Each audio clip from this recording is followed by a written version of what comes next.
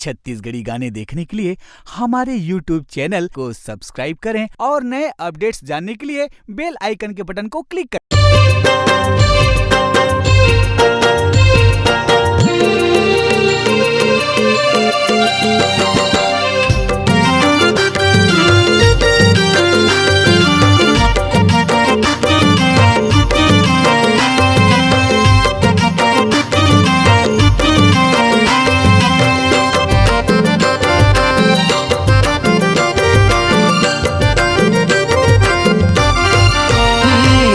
गोदना गोदाल मोर नाव के गोदना गोदाल मोर नाव के रे तोला करमान चाहूँ मोर गाँव के वो तोला करमान चाहूँ मोर गाँव के वो गोदना गोदाल मोर नाव के गोदना गोदाल मोर नाव के रे तोला करमान चाहूँ मोर गाँव के वो तोला करमान चाहूँ मोर गाँव के वो।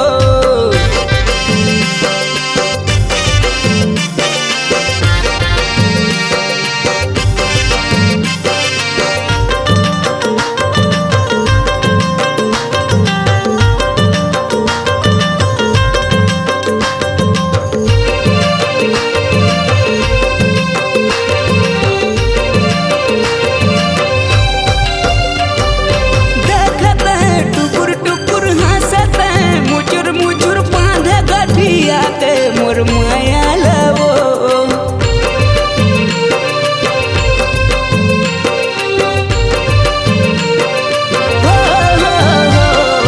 देखत टुकुर टुकुर हंसत मुचुर मुचुर बांध गठिया के मोर माया लवो गोदना गोदाल मोर नाव के गोदना गोदाल मोर नाव के रे तोला करमान चाहूँ मोर गाँव के वो तोला करमान चाहूँ मोर गाँव के रे।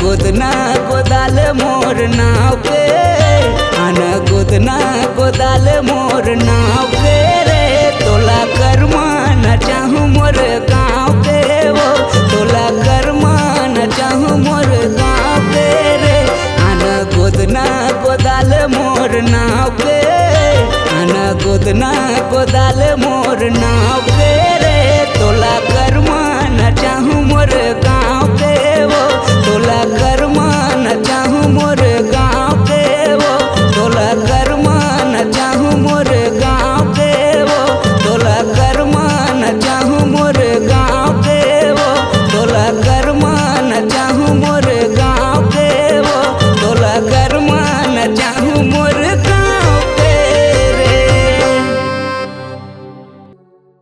आपकी आवाज ही आपकी पहचान है। यदि आप अपनी आवाज को एक नया आयाम देना चाहते हैं तो चले आइए मल्टी ट्रैक डिजिटल रिकॉर्डिंग के लिए AVM audio video studio Khamtarai Raipur. Mobile number 9301523929 और 7869646201। यदि आप नए एवं पुराने गीत सुनना चाहते हैं तो avmgana.com में जाकर गाना फ्री डाउनलोड करें और YouTube चैनल में AVM गाना और KK कैसेट्स को सब्सक्राइब करें।